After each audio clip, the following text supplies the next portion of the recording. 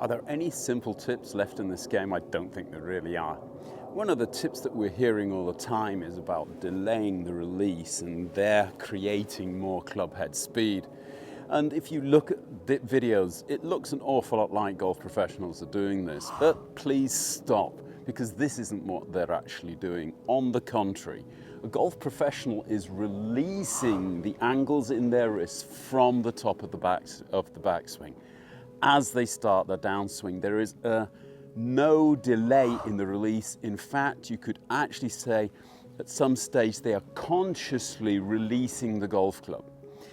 The difference is which angles they're releasing, and actually by releasing, they are creating hinge in the wrists. I'll tell you what I mean by this. If you actually bend your wrist up towards yourself as if you were kind of drinking a glass of scotch, you will actually find that the wrist doesn't like to bend back. However, if you bend your wrist down away from yourself, you will be able to bend the wrist back far more simply.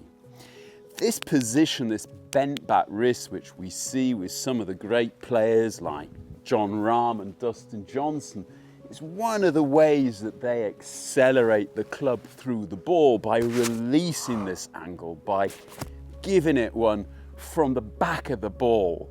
But in order to create this angle, you are either going to have to bend your wrist back in the backswing, or as Rory and Tiger and the majority of golfers do, bend this wrist back in the downswing. So how in the world are you going to do that in the quarter of a second that it takes to get from the top of your golf swing to the bottom of your golf swing? Well, the answer is quite simple. You've got to start at the top. And that means that you are actually going to start releasing the golf club the moment that you start your downswing. You want to be releasing what we call radial deviation, this hinging of the club up towards yourself, and allow it to go away from yourself, while at the same time allowing it to drop back into flexion as it comes down. This will drop the shaft back behind you and close the club face and allow you to then release that wrist angle towards the target. And almost to a certain extent, the more bowing back you can achieve in this part of the golf swing, the more club head speed you can create through the golf ball by releasing that angle. So in truth, we are releasing two angles in the downswing, and there is no pause or stop or stutter in the way we're doing this. On the contrary, it's a flowing movement which starts as you change direction, allowing the hand to release, the lead hand to bow back, and then to kick forward.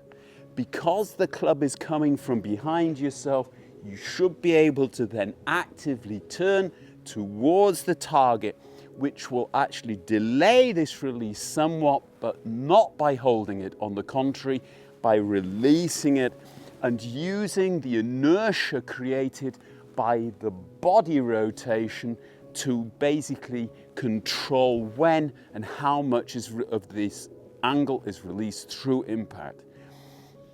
In the majority of cases, you will actually see that the golf professionals will have built up anything up to 30 or 40 degrees of flexion in the wrist by hip height, and that is then released through into impact, giving them anywhere between 5 degrees and 15 degrees of flexion at impact.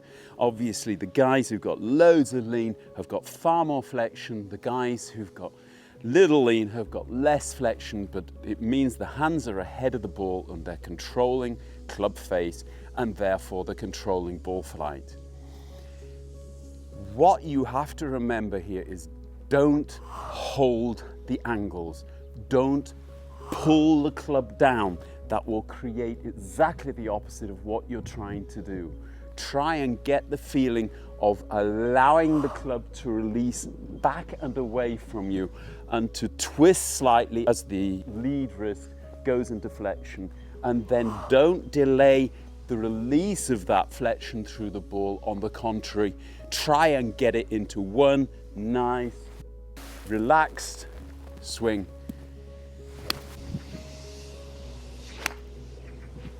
Through the golf ball, which will give you this beautiful little draw shape and help you to play better golf in 24. Hope you liked it. If you did, see you soon. Goodbye.